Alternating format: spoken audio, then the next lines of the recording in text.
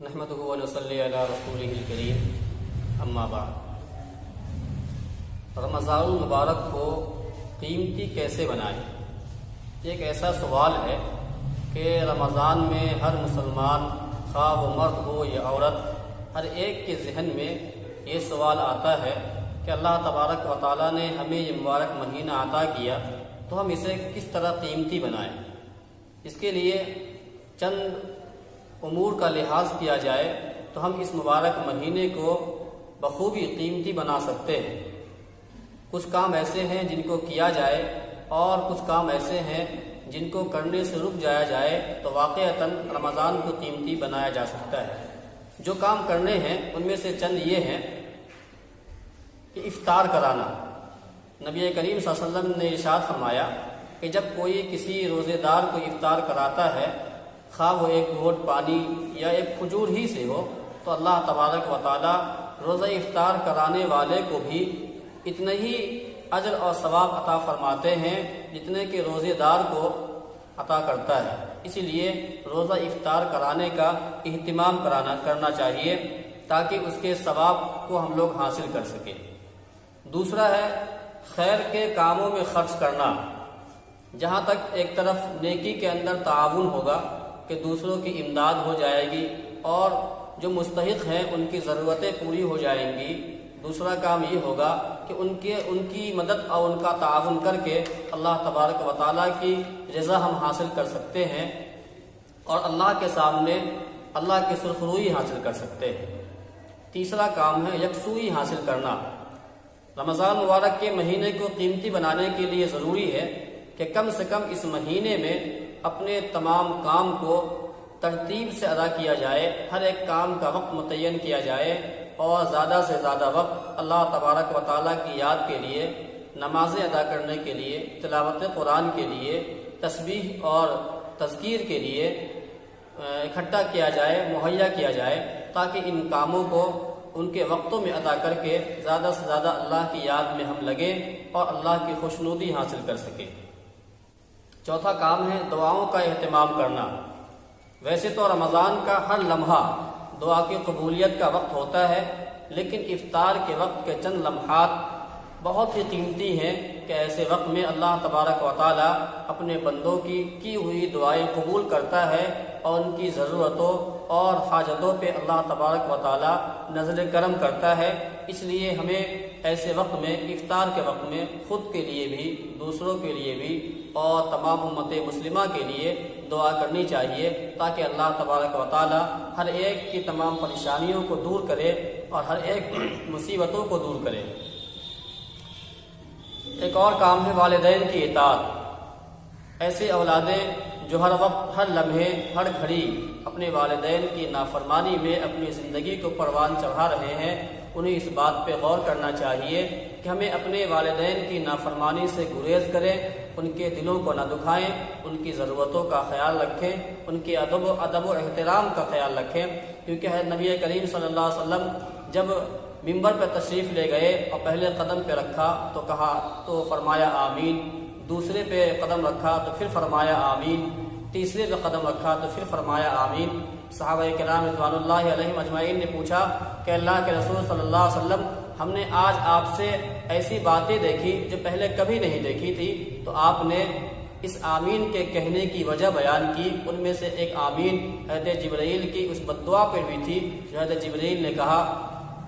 کہ ہلاک ہو وہ شخص جو اپنے والدین کو یا ان میں سے کسی ایک کو پائے اور ان کے ذریعہ جنت کو حاصل نہ کرے۔ تو نبی کریم صلی اللہ علیہ وسلم نے اس پہ آمین کہی۔ اس لیے ہم تمام کو اپنی دنیا اور آخرت کو تباہ ہونے سے بچانا چاہیے اور اپنے والدین کی ناراضگی سے بچنا چاہیے۔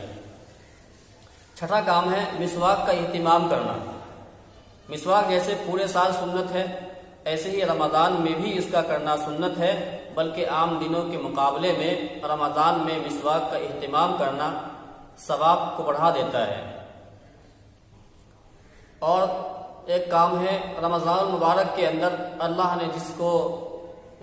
استطاعت دی ہے، جسے اللہ نے یہ قوت اور صلاحیت دی ہے، وہ رمضان المبارک میں عمرہ کا اہتمام کریں کہ عمرہ کرنے جائیں، اس کا بھی ثواب زیادہ ہے۔ لیکن ابھی ایک ایسا ماحول بن گیا کہ تمام ضروریات کو چھوڑ کر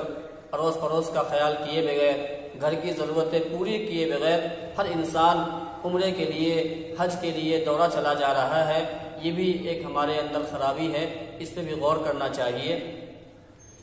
8واں کام ہے دعوت اللہ،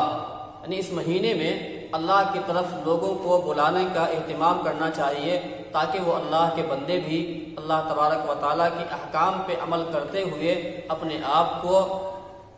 خیر کا باعث بنائیں اور اللہ کے ناراضگی سے بچیں اور اللہ کے خوشنودی کو، اللہ کے تقرب کو حاصل کرنے کے لیے آگے بڑھیں۔ اس کا بھی ہمیں اہتمام کرنا چاہیے۔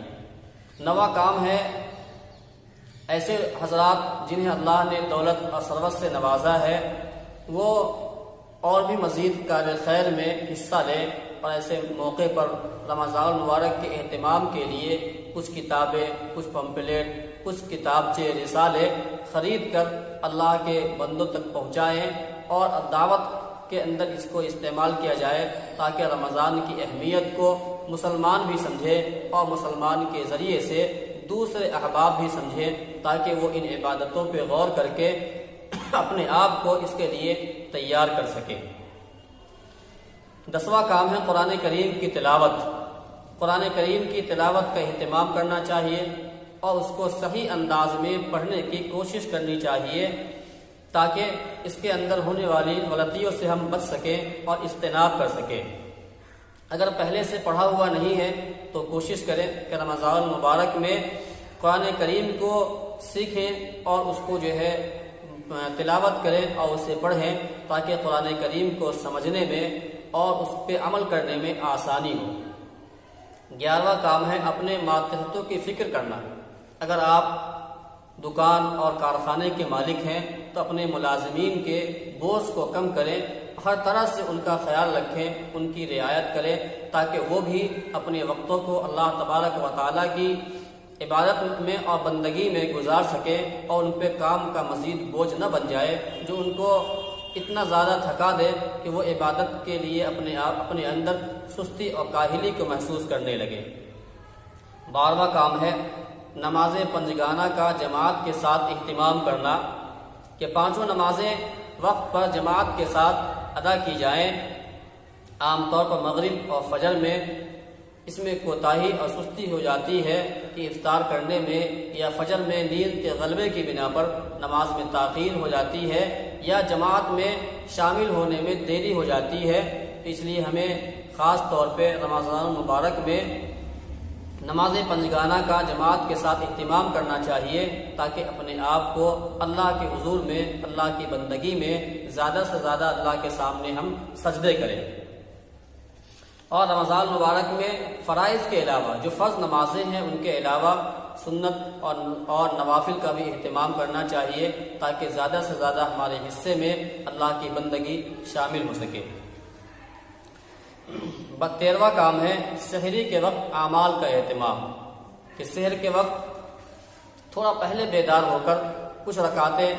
پڑھ لی جائیں تاکہ اس رمضان مبارک کی فضیلت اور نماز تہجد کی فضیلت حاصل ہو سکے اور اپنے ثواب میں ہم اضافہ کر سکیں۔ یہ تمام عبادتیں جس طرح سے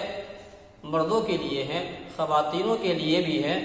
کہ وہ گھروں کے اندر صرف کھانے اور پکانے کے انتظام میں زیادہ سے زیادہ وقتوں کو صرف نہ کریں بلکہ وہ بھی اللہ تبارک و تعالیٰ کے سامنے عبادت اور بندگی کر کے سرخ روئی حاصل کریں۔ یہ حقیقت ہے کہ گھروں کے اندر گھروں کا نظام سنبھالنا، کھانے پینے کا انتظام کرنا بھی ثواب کا کام ہے اور اس پر بھی انہیں ثواب ملتا ہے، لیکن کچھ وقت فارغ کر کے اللہ تبارک و تعالیٰ کی بندگی اس انداز میں بھی کرنی چاہیے۔ اور جس طرح سے تراویح کی نمازیں مردوں کے لیے سنت مؤکدہ ہے، اسی طرح سے عورتوں کے لیے بھی سنت ہے۔ جس طرح سے روزے مردوں کے لیے ہیں اسی طرح سے عورتوں کے لیے بھی ہیں، اس لیے انہیں بھی اس مہینے میں عبادت کا خاص طور پہ اہتمام کرنا چاہیے۔ 15واں کام ہے بازاروں میں فضول گھومنے پھرنے سے اجتناب کرنا اور بچنا۔ بلا وجہ اپنی تمام تر خواہشات کو پوری کرنے کے لیے بازاروں میں بھیڑ لگانا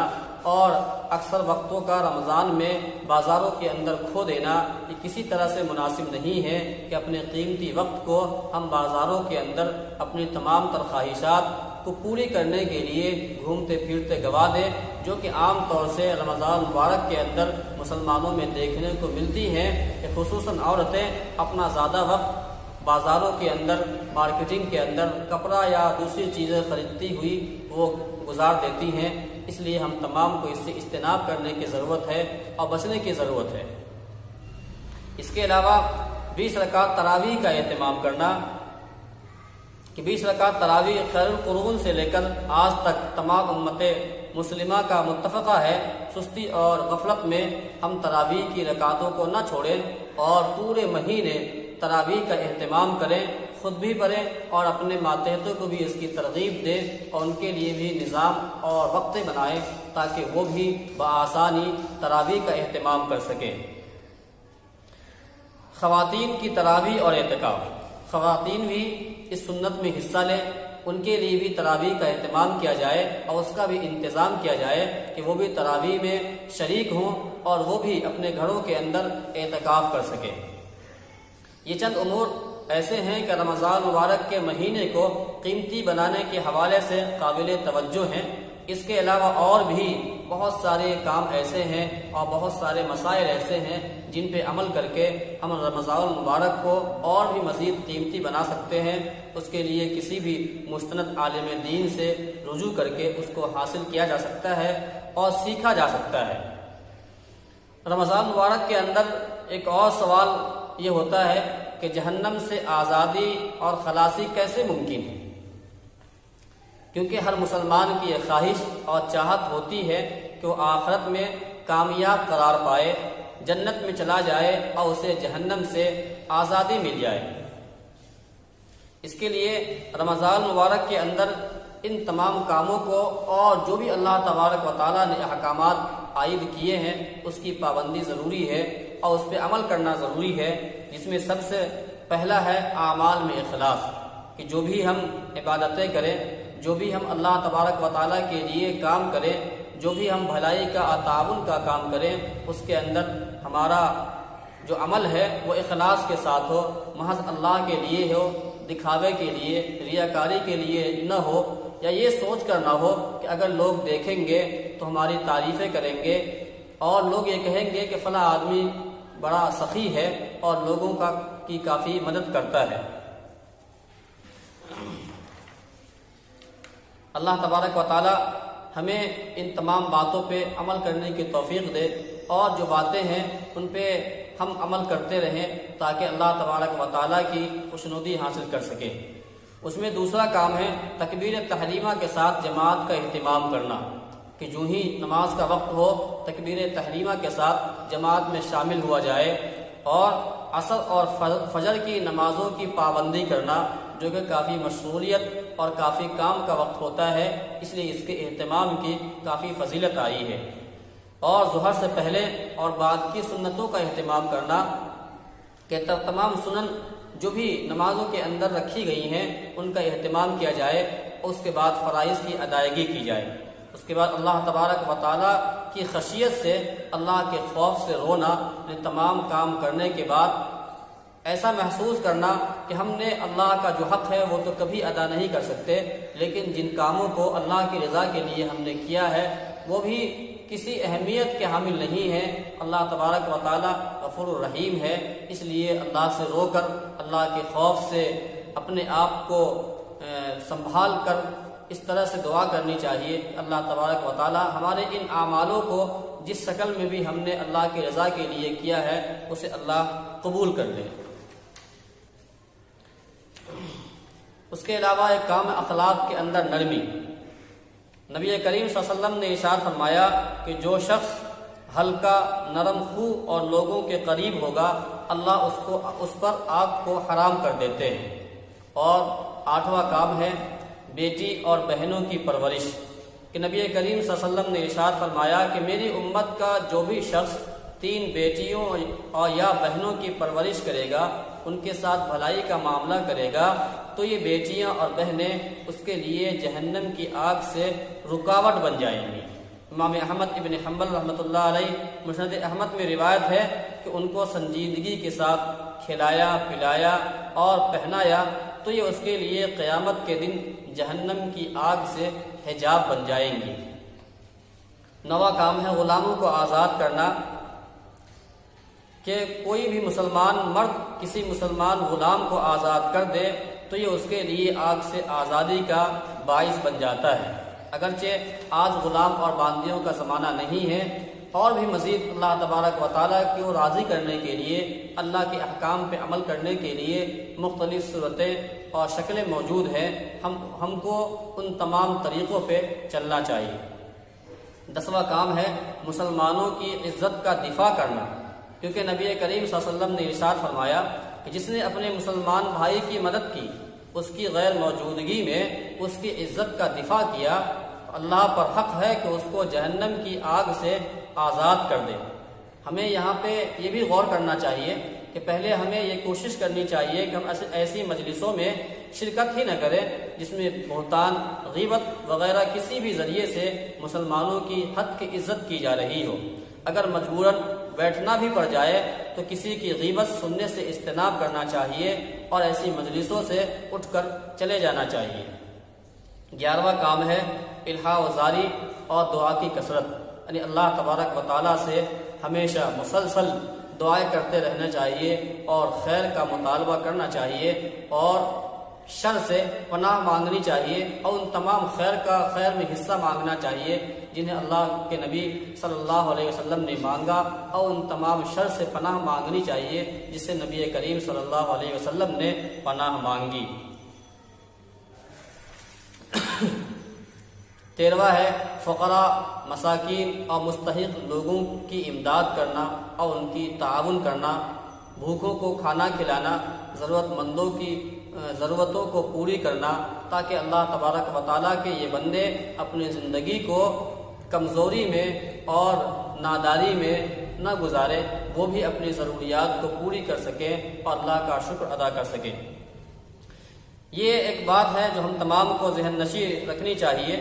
کہ تمام اعمال کی درستگی کا مدار عقائد کی درستگی پہ ہے، اس لیے اعمال کے ساتھ ساتھ اور اعمال کی ادائیگی سے پہلے ہمیں اپنے عقائد کو بھی درست کرنا چاہیے، تاکہ ہمارے یہ اعمال صحیح طور پر اللہ تبارک و تعالیٰ کے یہاں مقبول ہوں۔ اللہ تبارک و تعالیٰ ہم